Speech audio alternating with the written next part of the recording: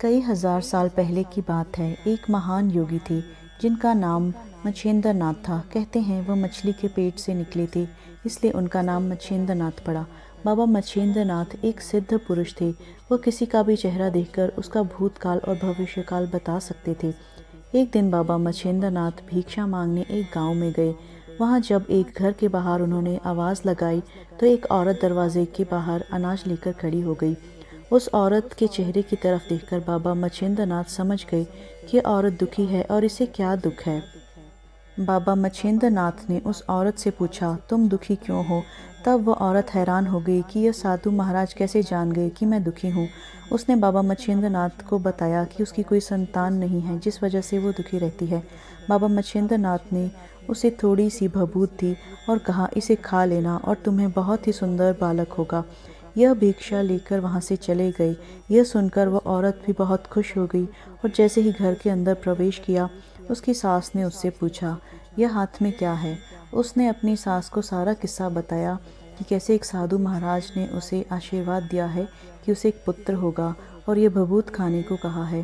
पर उसकी सास ने संदेह दिखाते हुए कहा कि यह कोई ढोंगी हो सकता है और भभूत से कभी पुत्र नहीं हो सकता।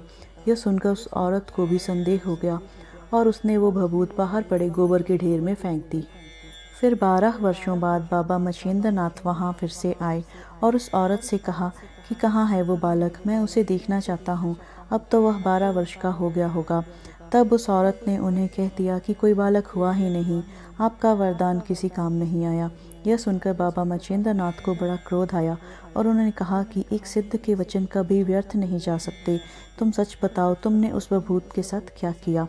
फिर वह औरत डर गई और उसने सच बता दिया कि उसने अपनी सास के कहने पर कैसे वो भभूत गोबर के ढेर में फेंक दी थी।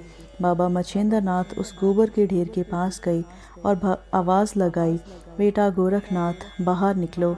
तभी उस गोबर के ढेर से आवाज़ आई और एक बच्चे ने उन्हें कहा, बाबा मच्छिंद्र नाथ मुझे बाहर निकालो, मैं आपका 12 वर्षों से इंतज़ार कर रहा हूँ। बाबा मच्छिंद्र नाथ ने उस गोबर के ढेर में हाथ डाला और वहाँ से एक बहुत ही सुंदर बालक बाहर निकला।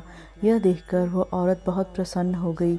उस बालक को देखकर वो प्रार्थना करने लगी कि मुझे क्षमा कर दीजिए और ये बालक मुझे दे दीजिए, अब मैं इसका पालन पोषण करूँगी। पर बाबा मच्छिंद्र नाथ ने उस औरत से कहा, अब ये बालक तुम्हारा नहीं, मेरा है। मैंने तुम्हें दिया था, तुमने गोबर में फेंक दिया, अब मैं इसे अपने साथ लेके जा रहा हूँ। फिर बाबा मच्छिंद्र नाथ ने उस बालक को अपने साथ ले गए और कई साधनाएं सिखाई और कई मंत्र दीक्षाएं दी।